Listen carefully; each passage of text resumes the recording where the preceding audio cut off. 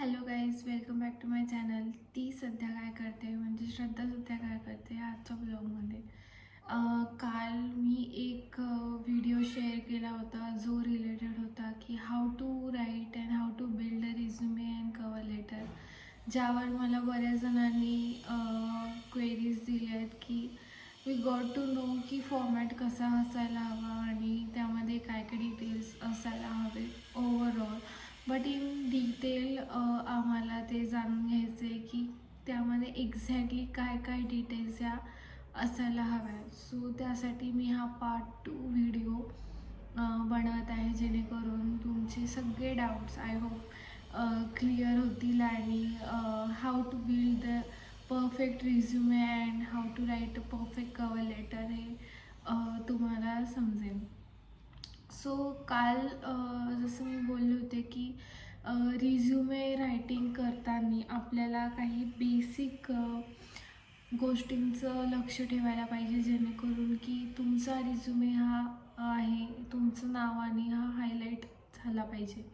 So there is some sample with me, जो मी माझ्या स्वतःसाठी रिझ्युमे प्रिपेअर केला आहे. So there are certain things that I have added in that resume. So I will share that with you in this video की मी तो कसा बनवला आहे आणि त्यामध्ये काय काय डिटेल्स टाकलेत, सो दॅट तुम्हाला बऱ्यापैकी ही आयडिया येऊन जाईल. Along with the resume, there are some tips for the cover letter also which I have added, की कवर लेटर एक्झॅक्टली कसं बनलं पाहिजे आणि त्यामध्ये काय काय डिटेल्स या असायला हव्या. So both the things we will see now one by one. So let's start. जसं की तुम्ही बघू शकताय की हा आहे माझा स्वतःचा पर्सनल रिझ्युमेचा फॉर्मॅट आणि how I have added details in to that. So तुम्हाला एक आयडिया हवी म्हणून मी असा व्हिडिओ बनवत आहे. जसं तुम्ही बघतायत की first section as I said yesterday की इथे तुमचं पर्सनल नेम हे बोल्ड साईनमध्ये along with what is your job profile, your current organization, your email id and mobile number details should be mentioned. Okay. Second सेक्शनमध्ये तुम्ही technical skills आणि तुमच्या professional skills या मेन्शन करू शकतात. नॉट नेसेसरी की तुम्ही ह्याच फॉर्मॅटमध्ये दिलं पाहिजे, one by one also you can give it.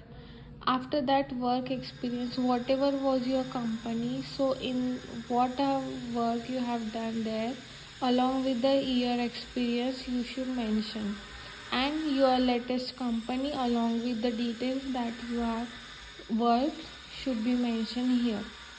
In later, जसं की तुमचं हायर सेकंडरी एज्युकेशन आणि ग्रॅज्युएशन हे कुठे झालं आहे, कोणत्या इयरला झालं आहे हे तुम्ही मेन्शन करू शकतात. Along with what are the curricular and extra curricular activities that you have perform. So this is the basic format that you must keep while creating your resume. Now there are certain things that we should keep in mind, जसं की तुम्ही format काय काय ठेवणार, तेव्हा background of the page colour तुम्ही काय ठेवणार. सो या इम्पॉर्टंट गोष्टी आहेत ज्या सेकंडरी आहेत, ते तुम्ही आपल्या पर्सनल चॉईसेसने ठेवू शकतात, but it should reflect a professionalism. So त्यामुळे मी हा ब्ल्यू कलर चूज केला आहे. तुम्ही तुमच्या पद्धतीने कोणताही कलर हा चूज करू शकतात for writing your resume. Okay. So now let's move to our next part which is our cover letter.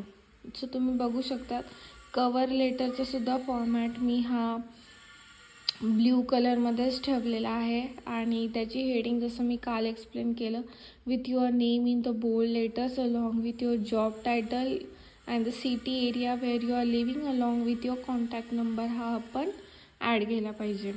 आता इथे तुम्ही बघू शकतात मी हायरिंग मॅनेजरला ॲड्रेस करून माझ्या सर्व डिटेल्स थ्रू अ लेटर मी लिहिले आहेत आणि यामध्ये इम्पॉर्टंट गोष्ट मी माझा मोबाईल नंबर आणि ईमेल आय डीसुद्धा ॲड केला आहे, जेणेकरून ते मला कॉन्टॅक्ट करू शकतील. So these are the basic details that we should keep in mind while writing a letter and the cover letter.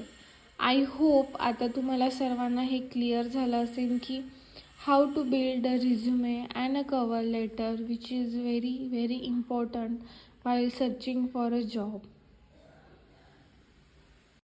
तर हा होता माझा आजचा डेमो की ज्यामध्ये मी तुम्हाला ॲक्च्युअली माझा रिझ्युमे आणि माझं कवर लेटर मी कसं प्रिपेअर केलं हे दाखवलं आहे. सो तुम्हीसुद्धा असा फॉर्मॅट हा यूज करू शकतात आणि तुमचं कवर लेटर आणि रिझ्युमे हे एक छान प्रकारे प्रेझेंट करू शकतात फॉर द रिक्रुटर्स, जेणेकरून तुमची प्रोफाईल हायलाईट होईल आणि you will get the interview calls soon. I hope आजचा हा व्हिडिओ तुम्हाला सर्वांना आवडला असेल आणि तुम्हाला जर हा आवडला असेल तर नक्कीच लाईक, शेअर आणि सबस्क्राईब करायला विसरू नका आणि माझ्या चॅनलला सर्वांपर्यंत पोहोचवा, जेणेकरून अशी इन्फॉर्मेशन ही सर्वांपर्यंत पोहोचत राहील आणि सर्वांच्या ती फायद्याची ठरेल. थँक्यू.